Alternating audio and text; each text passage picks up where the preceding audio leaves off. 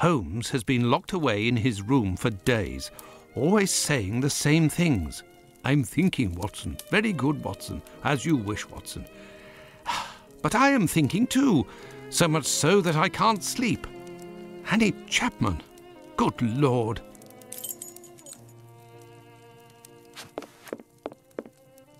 Holmes examined the broken jar that belonged to Finley's tenant. I wonder what this substance is. I don't recognize the odour. Formalin, Watson. This jar contained formalin. Interesting, don't you think? I've been waiting for something for days. Just the tiniest bit of news that would make sense of this whole matter. But there's nothing, neither from the press nor the police. Unless Inspector Aberline is holding on to some information without realizing its importance, which is quite possible. It is time for you to return to the police station in Whitechapel, Watson. And didn't you tell me that you had a matter to take care of it? Take advantage of it to learn more about this pill and its contents. Ah, but Holmes, it's late, and spending another night in this district is hardly my idea of entertainment. I know, Doctor, but we don't have any choice. Time is against us. Take your pistol in case you run into any troublesome characters. Fine, as you wish, Holmes.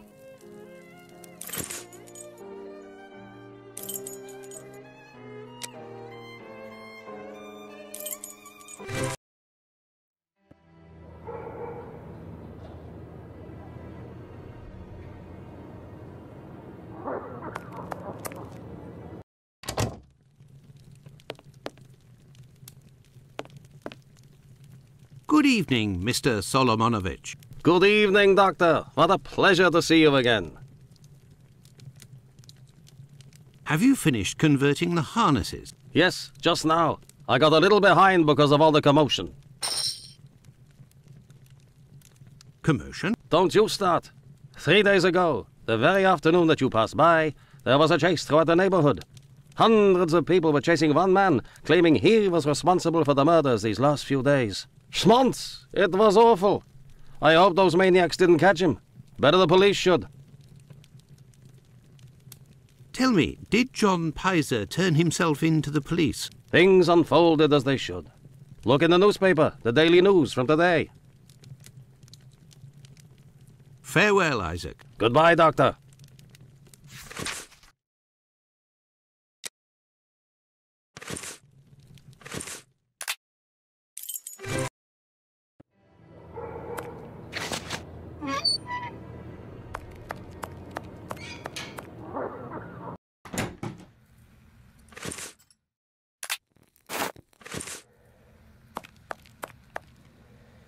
Good evening, Dr. Gibbons. Dr. Watson. Did you keep the cane we spoke of last time? I was going to sell it tomorrow, would you believe, having not heard word.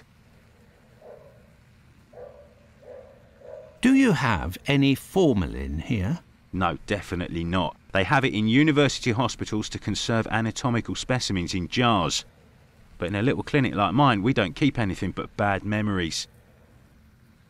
Could you tell me what type of pill this is? Yes, we have those here. It's not really a medication. We give them to patients with chronic respiratory conditions like tuberculosis. Did you have a patient by the name of Annie Chapman, the woman killed 3 days ago? Indeed. She came in the morning of her death. Poor woman. Did you give her these pills? Yes, now that I think of it. She actually came in twice. The first time I gave her an almost empty container without making her pay. She came back during the day and said she dropped the container and stepped on the pills. She wanted to know if I could give her more again without paying. I refused. After she left, a patient who was there told me that he lives at the same place and confided that she had been lying. He saw the pills fall in the tenement's communal kitchen, but the woman immediately wrapped them up in a piece of paper. Where did this paper come from? According to this man, she'd found it near the chimney in the kitchen. Anyone could have thrown that paper there. That envelope can't have anything to do with the murder. Pardon, Doctor? Nothing. I was just talking to myself. Well, farewell, Doctor. Goodbye, Dr. Watson. I must retrieve Sickert's cane at all costs. Yes, Doctor? Here are your harnesses, Doctor. They are top quality, I'd say. Definitely worth the price of this walking stick. Here, it's yours. Well, farewell, Doctor. Goodbye, Dr. Watson. I must go to Miss Bella's.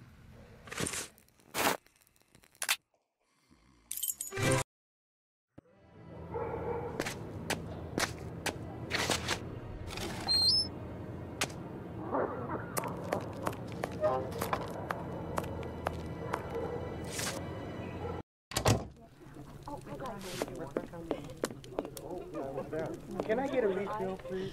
Good evening, ma'am. Your door was open. Isn't that a little dangerous? Hello, Doctor. Don't worry if the looks of anyone who enters doesn't please me. Me and my pistol know how to convince them to leave.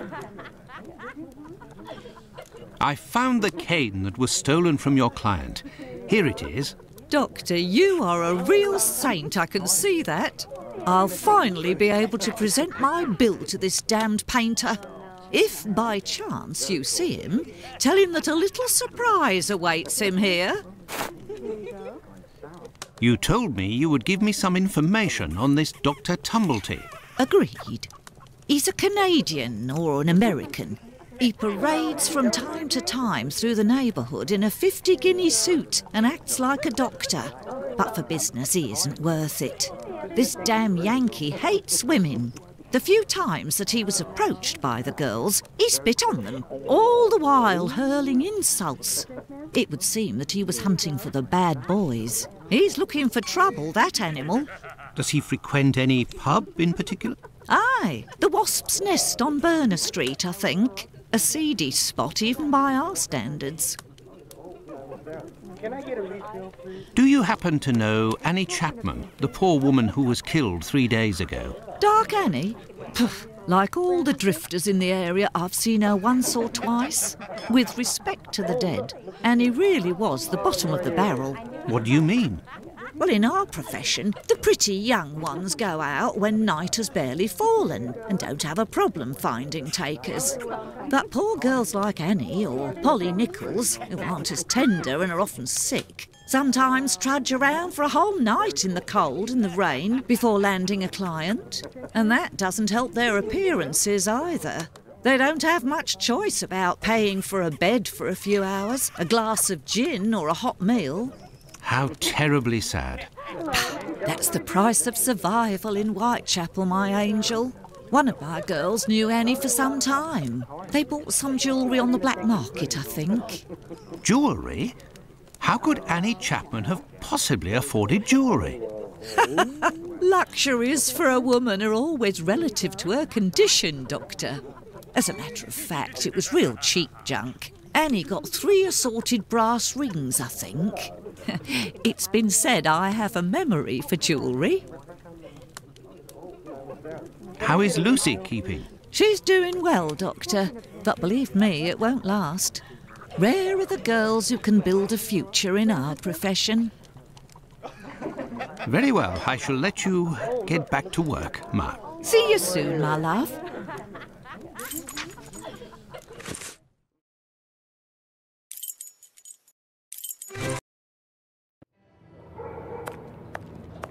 The Wasp's Nest. This pub looks even more disreputable than the Golden Lion in Baker Street.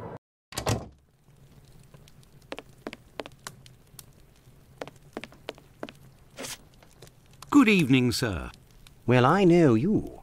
Why, we met at Miss Poolman's the other day.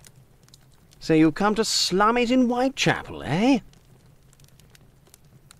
Do you know Dr. Tumblety, a Canadian or American chap, quite an extravagant dresser, frequents this pub now and then? Are you intimate? No. What do you mean by that? Oh, nothing at all. I just wanted to prove my discretion concerning this man, insomuch and so far as I know him. You wouldn't like it if one day the tables were turned and everyone was talking about why you were in the borough. Isn't that so? As it happens, I saw Miss Poolman recently.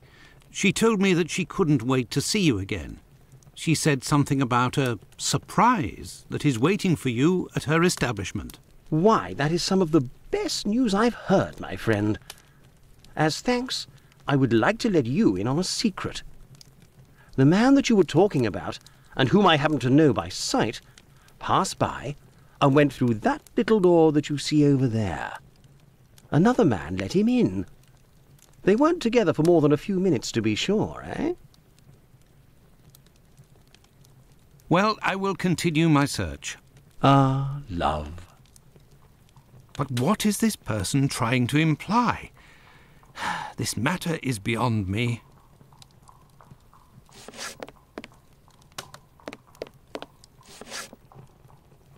Hey, you can't go in there. It's private. Got it?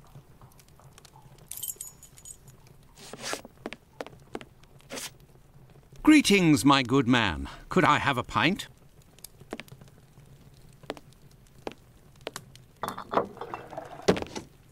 Here, Gov. I've been told that Dr. Tumblety might be found around here. Is that so? I don't do a roll call of all the drunkards here.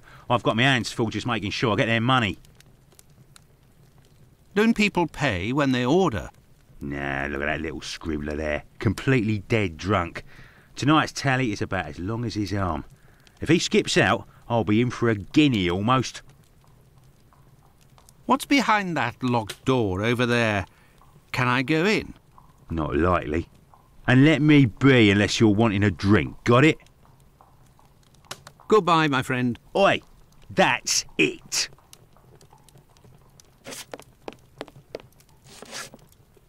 This is the sink where the barmaid puts the glasses to soak. Look, red ink. What's that doing here? The bottle is closed. There must still be some ink inside, and it looks like a glass. The barmaid must have put ink into the sink by mistake. Right. Do I get in your way? Me? If you'll excuse me, sir.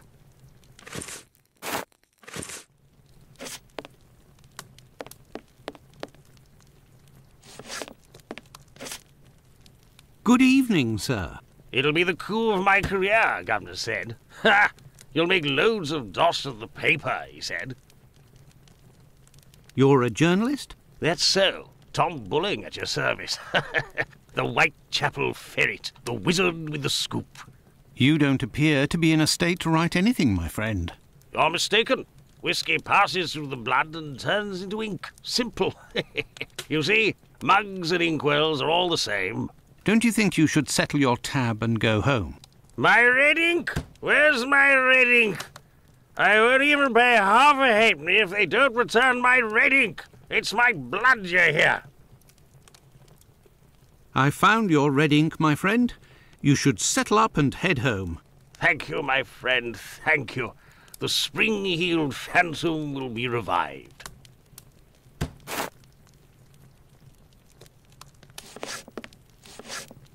Gov? Here you go. It's on the journalist, my friend. I owe you one. The next one is on me. What'll it be? Nothing, thanks. But I may need your help. Listen, my friend. I would like you to let me in the door over there. You're a bobby? A peeler?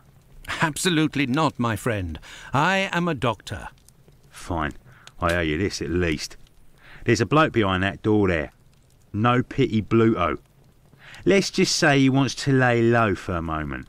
So I don't think he'll be opening the door just now. Unless... Tell him you have word from Squibby. That'll open the door. But who can say what'll happen when the door closes? Goodbye, my friend. Oi! That's it!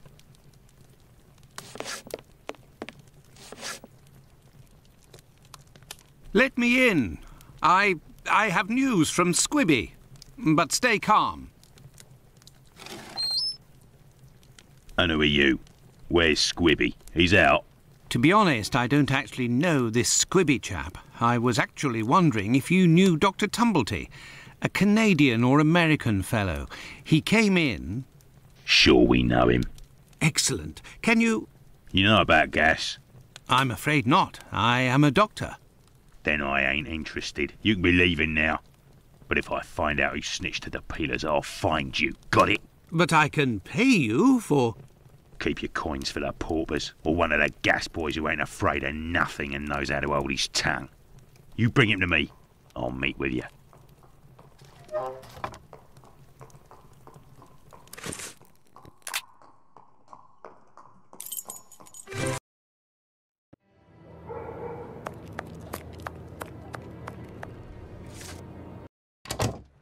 Good evening. I hope I'm not disturbing you. Not at all, Doctor. This man, Mr. Richardson, is a witness to the horrid affair at 29 Hanbury Street, the murder of Annie Chapman. We are discussing the relevance of his testimony.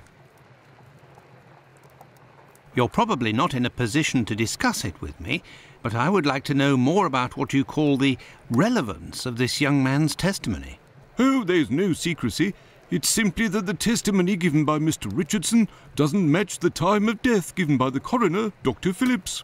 What was the time of death, according to him? Before 4:30 in the morning. My conclusions were the same. Were there any other conflicting testimonies? Well, 2 other witnesses summoned at the preliminary inquest gave testimony, but in these cases too, the times don't match. Do you remember what it was they said? I didn't question them myself. A colleague of mine took down their statements on paper, but on deciding they were of little use, he tore them up and threw them in the bin. There's no point in being bogged down with useless paperwork. I will take my leave, Humphreys. Goodbye, Doctor.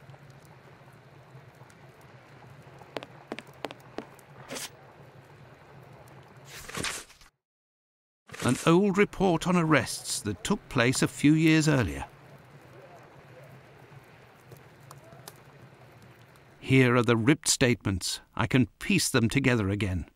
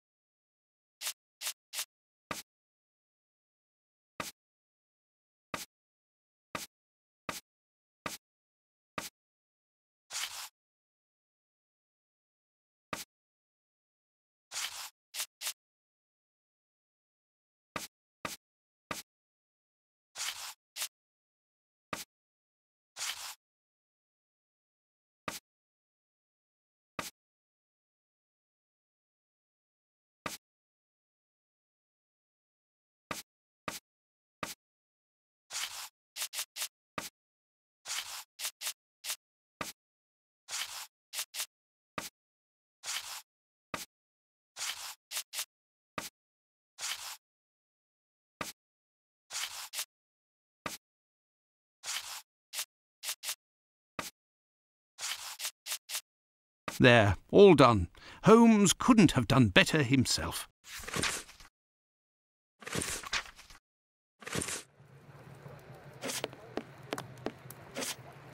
May I introduce myself? I'm Dr. Watson.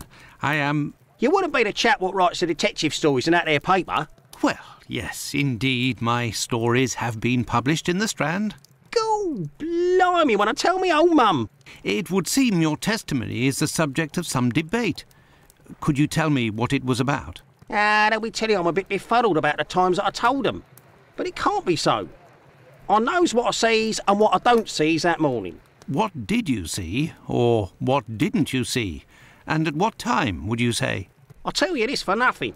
It's me old mum who lives at the house where the body was found out back in the garden.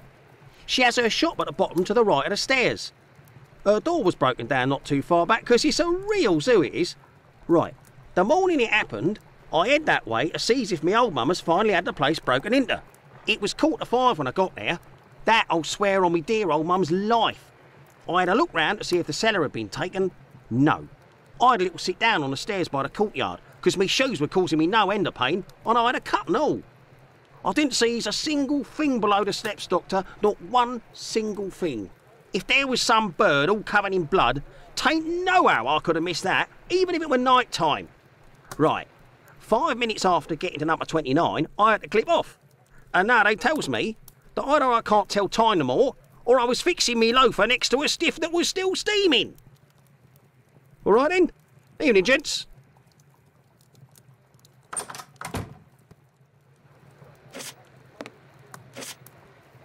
Yes, Doctor? So, how far along are the investigations into these 2 recent murders? Everyone around here believes both crimes were committed by the same man. But as for the Hanbury Street and Bucks Row crimes, nobody has heard or seen a thing. By the way, have you heard of a Dr. Tumblety? No. Is it important? Yes. Well, no, maybe. Actually, I don't know. I have heard about this man, his frequent nocturnal outings and bizarre behaviour. What does this chap look like, Doctor? And where can we find him? The last I heard was that he was staying at Finley's place, the man who was looking for me a few days ago. It would greatly assist us if you could ask Finley what your strange associate looks like. We could then see if the description matches any witness accounts. I will take my leave, Humphreys. Goodbye, Doctor.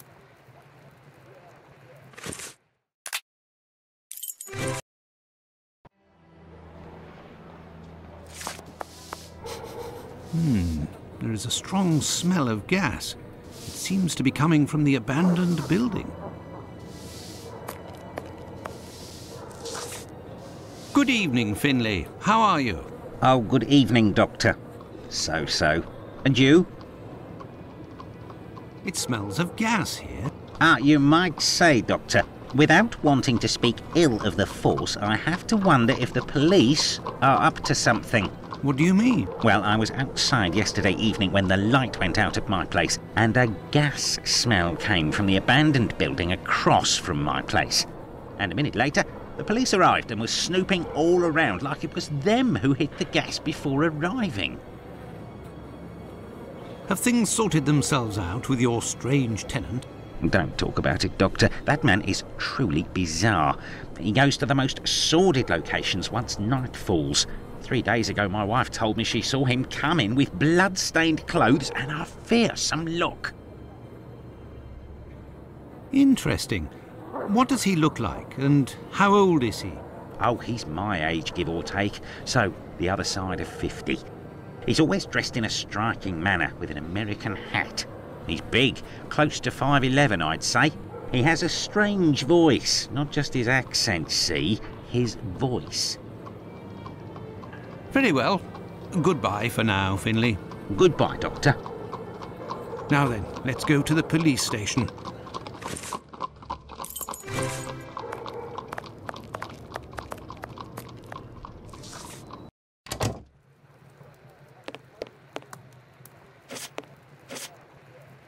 Yes, Doctor. Tumblety is a man around 5'11", about 55 years old, extravagantly dressed and with a rather distinctive voice. He boards at Finley's. You should know where that is, as the police were there only yesterday. Their arrival coincided with a strange gas leak. Ah, yes, I know where you mean. Indeed, there was an odd affair with the gas. It was rather unsettling. We were searching for a well-known scoundrel who was ratted out by Squibby, the chap we followed and saved from the pack a few days ago. This thug, No Pity Bluto, must have been in the abandoned building in question. But there was no sign of him when we arrived. Furthermore, an inspector said that, given the smell, the thingamabob that supplies gas to the building was probably damaged. So we took no risks and were called away somewhere else. I will take my leave, Humphreys. Goodbye, Doctor. Well, it would seem that I have all the information I need for my investigation. Anyway, this fellow Bluto at the Wasp's Nest is rather shady and doesn't look like he'll want to cooperate. I'd be better off returning to Baker Street. Holmes will certainly know what to do. And besides, I am worn out. Let's go back to Baker Street. Home, sweet home. There we are, Holmes. I've told you in great detail everything that happened last night. Excellent work, Watson. We shall now be prepared to answer a few questions about the horrible murder in Hanbury Street. Do you think we are now in a position to find out the identity of the murderer of these two women? No, I don't think so. It's outside of our scope and not our responsibility. As much as you've done for Leather Apron and the affair with the pills, our mission is to help the police by ensuring that they don't get caught up following false leads and to point them in the right direction.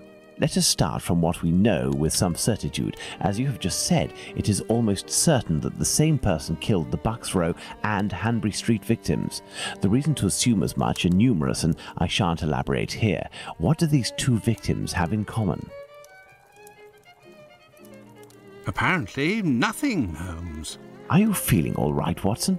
Come on, are you quite sure these two women had nothing in common?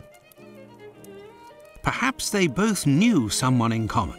Quite literally, you're right, the killer, but that doesn't tell us much. Had these two women had an acquaintance in common, the police investigation would most certainly have found out about it, and yet it didn't. It's true these two women were in the same profession, but... Indeed, Watson, these two women were both prostitutes. That is of vital importance, Watson. My memory from your examination of the scene is rather hazy. Didn't you say something about the killer's frame of mind?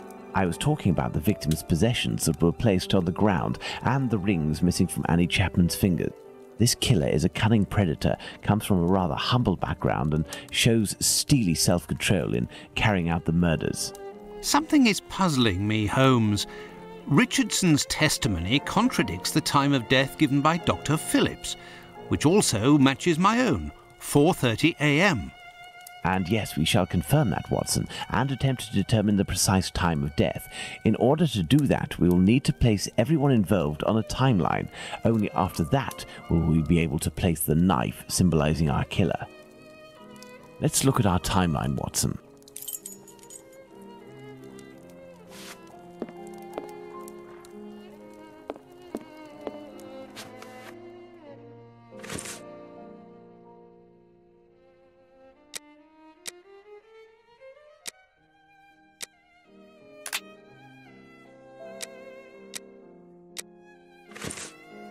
Let's put the time of death as assessed by Dr. Phillips on the timeline. The assessment of the time of the murder given by Dr. Phillips and yourself, Watson, 4:30 a.m. Now, for the most important part, the testimony of Miss Long. She claims to have seen a woman speaking to a man near 29 Hanbury Street sometime around... what time, Watson? Let us assume, therefore, that Miss Long's testimony is, as is most certainly the case, true. She places her meeting with the victim at around 5:30, claiming to have heard a clock chime on the half hour at the moment when she enters the street. Now, let's put the Richardsons' arrival and departure times on the timeline.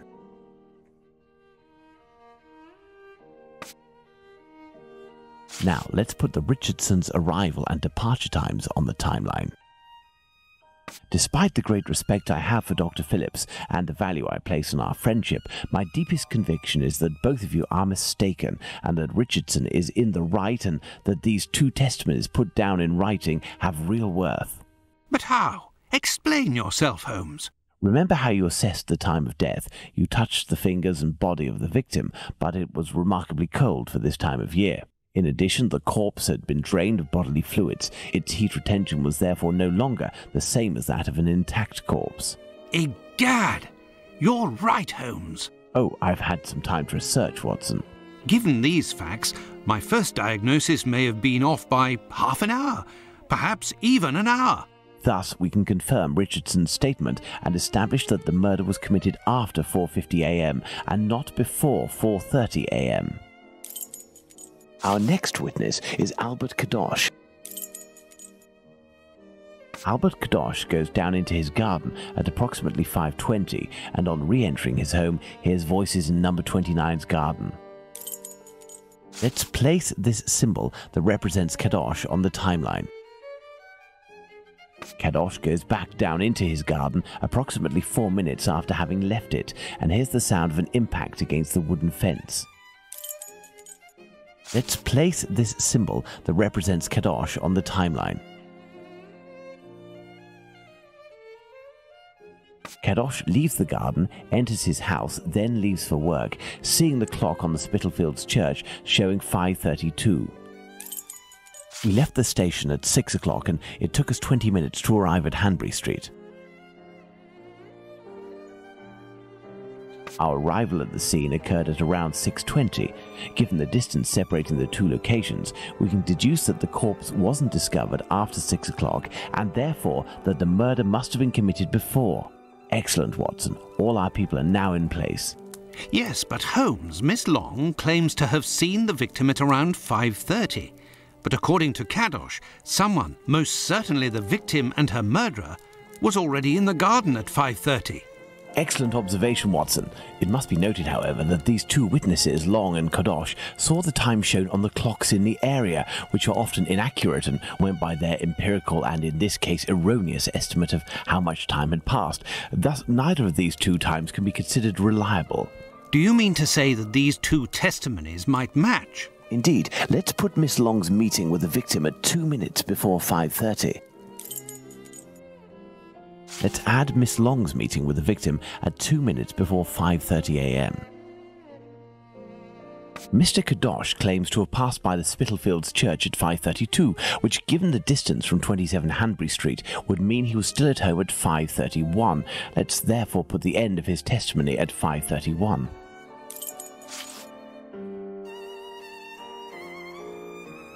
Miss Long heard the man say to the victim, "Will you?" to which the victim responded, "Yes," which would suggest that an agreement was reached and that the transaction was imminent. They then proceeded to enter the garden, which puts the voices heard by Kadosh at 5:29.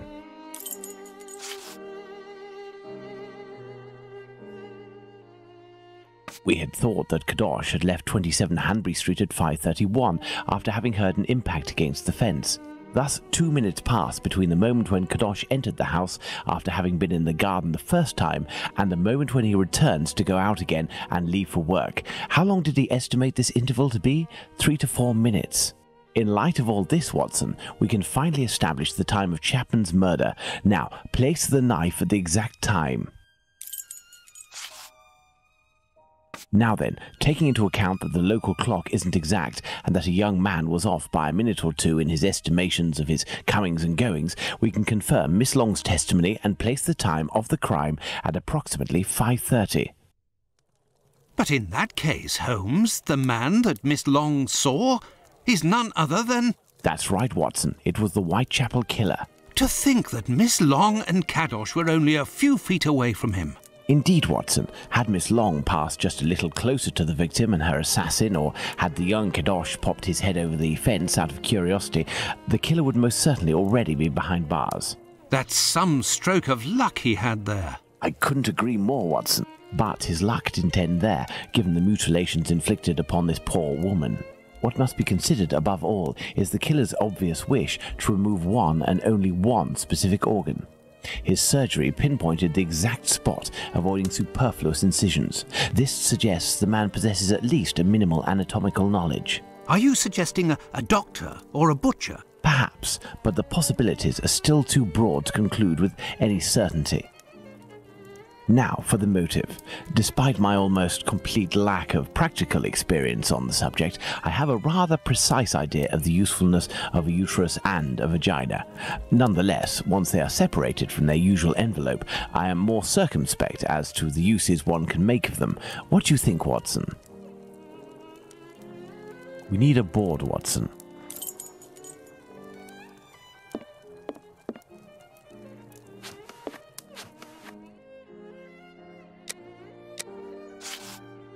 Perhaps it was intended as a study specimen. I have little faith in that theory. Hardly anything was taken from the Bucks Row victim. Black magic? Watson, this line of investigation is far too vague. We don't have a single clue in support of such a motive. We can eliminate this hypothesis. Holmes, what if it was cannibalism? Even if the idea is unbearable, we can't ignore it as a possibility. A desire for some sort of morbid trophy? I'd be inclined to dismiss this motive. If this were the case, why would nothing have been removed from the Bucks Row victim? Elementary. What emerges from these possible motives for having removed the uterus from the second victim is that they implied that the killer could have carried out the same thing on the Bucks Row victim, yet didn't. This brings us to a terrible conclusion. Our killer has evolved in the space of only a few days, and if that's the case, had he already struck before the first murder to which we attribute him? And if the killer strikes again, what atrocity awaits his next victim? We have to stop him, Holmes. We shall do our best. This recent business of jars filled with formalin and of the American doctor might be a lead. Watson, inquire among medical circles to ascertain if there is a black market for human organs. The chances are slim, but this must be pursued. Very well. What about you, Holmes? I will send word to Inspector Aberline regarding our recent conclusions. I should also like to become a gas man and pay a visit to Bluto at the Wasp's Nest. Understood, Holmes. I think one of my old university colleagues who works at the London hospital will be able to help me. I shall write him a note at once. He should be able to see me during the day. Afterwards, shall we meet here? Yes, Watson. See you later, and good luck. I must get to the London hospital, where my old university colleague works.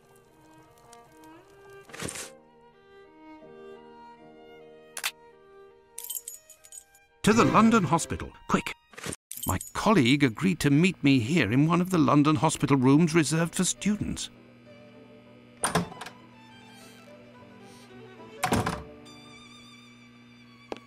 Ah, John, you're there already. Punctual as always. Tell me, you don't seem to be in good shape. Is it possible that your recent marriage is making you this morose? Ah, you know me well, Andrew. No, it's a strange and terrible affair that concerns me. Have you read my note? Yes, I admit that I was surprised. It just so happens that I, too, was asking questions about our morgue. What do you think? Have you heard of any organ trafficking within? No, John. No doubt there exists some exchange between colleagues. Not quite legal, of course, but nothing that can qualify as trafficking. Since the Anatomy Act of 1832, which permitted the use of unclaimed corpses for science, the black market trade was definitely halted. There are sufficient subjects available for all practitioners and students. Of this I can confirm. Well, organ trafficking as a lucrative trade is out of the question. Then what is troubling you with the morgue? You are talking about trafficking organs, but I suspect there is trade in whole bodies. What do you mean to say? Whole bodies are disappearing? Well, it's confidential, but I know of your discretion and your friendship with the famous Sherlock Holmes. I can tell you that a few corpses have recently disappeared from the hospital morgue. Cadavers that were intended for dissection. That is to say, not claimed, poor unknown people. If a single corpse had disappeared, it might have been a bad joke. There are many students who pass through here. It's even a meeting spot. For the majority, they are here to work. A few come here in secret to practice. It also happens that instruments or organs go missing. Nothing alarming, but so many corpses. It's very troubling. But the hospital doctors aren't doing anything? No. That is to say, they would prefer not to call the police at this point. An investigation would no doubt result in the suspension of authorizations for the use of unclaimed corpses. Do you think that you could intercede on our behalf with Sherlock Holmes to clear up this situation? Which corpses are missing? I don't know exactly, but I can make an exact list if you would like to wait here for a few minutes. Feel free to look around the room while you wait. It'll bring back memories. Thank you, Andrew.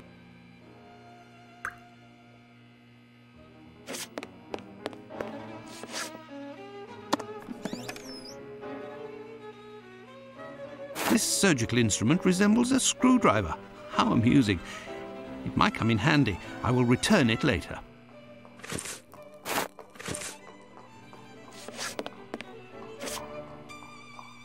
A message. I'll be... Why the devil was it hidden here? An old prescription. Poor child, so young, yet terminally ill. Strange, someone scrawled something. Part of it is in Latin. These are instructions, it would seem. The last lesson must have been about the human heart.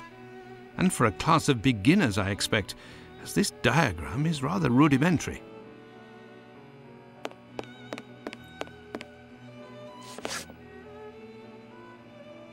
An encyclopedia of anatomy.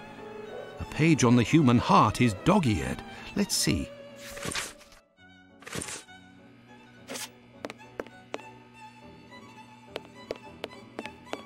There is a heart in this jar. Based on its colouring, it hasn't been there long. And it looks like the drawing on the board. This jar contains 2 lids with combination locks.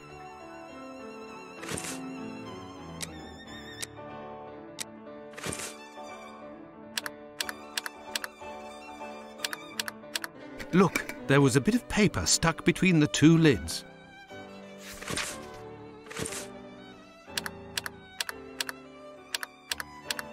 Incredible! Someone has hidden a magnet in this heart. But to what end?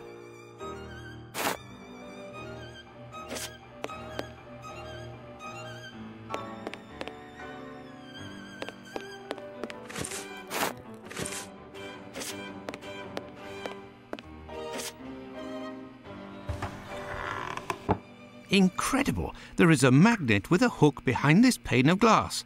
I am in need of something.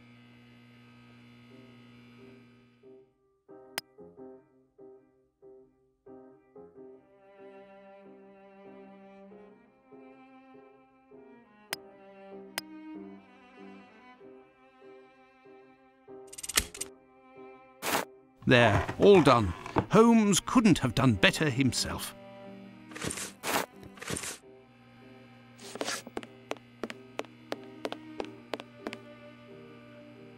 A hole! I can make out something inside, but how to get it out? I will need a hook. I found it! A coded message. I do believe I will need Holmes. Here is the list, John. The missing corpses are those of a woman, 40 years old, beginning of August, another, 55 years old, 2 weeks ago, and recently, a young woman. These corpses had nothing in common except that they didn't have any apparent lesions. All of this is very troubling. Well, I think that I have all of the information possible, and I promise that I will do what I can to clear up this business. I must leave you, my friend, and... In the name of our friendship... Please, don't cause a stare. To be sure. Thanks again, Andrew. It is I who must thank you, John. Don't forget to keep me up to date and say hello to your charming wife for me. Count on me, Andrew.